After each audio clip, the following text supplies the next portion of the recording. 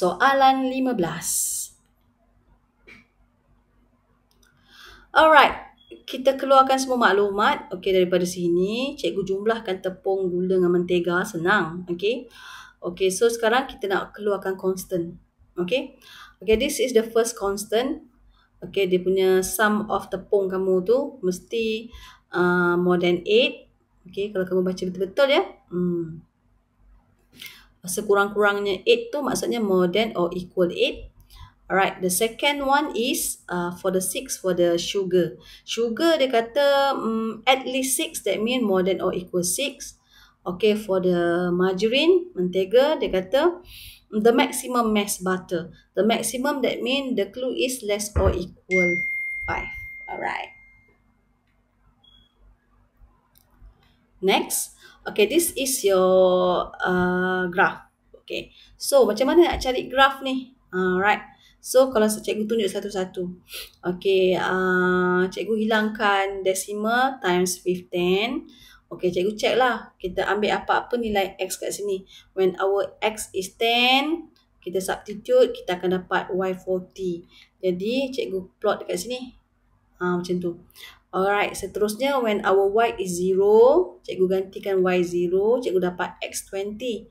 So, cikgu plot dekat sini. Jadi, bolehlah garis. Gariskan dia Okay. So, dekat sini pula.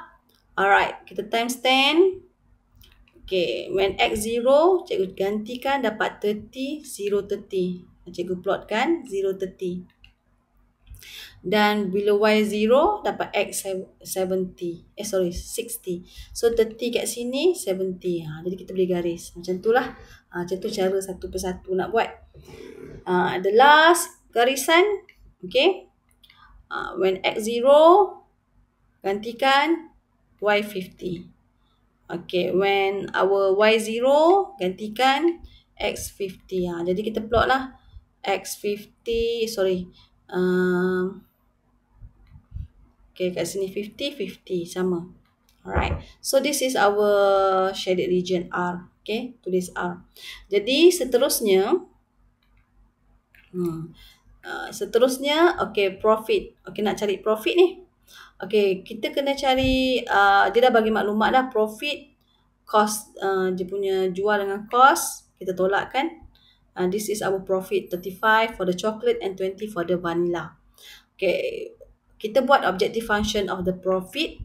That means 35x plus 20y. So, kita kena cari objective function line. Alright. So, cikgu nak cari y as a subject. Okay. 35 over 20. That means 35.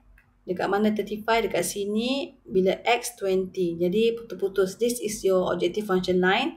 Gerakkan pembaris kamu. Okay, kamu akan jumpa titik terakhir 40, 10. Itu adalah your maximum point. 40, 10. Okay, so how to find the maximum profit? Substitute the value of x and y in your k function. Alright, jadi kita akan dapat 1,600. Alright, selesai. SAS. Okay. So, next. Alright, so untuk C.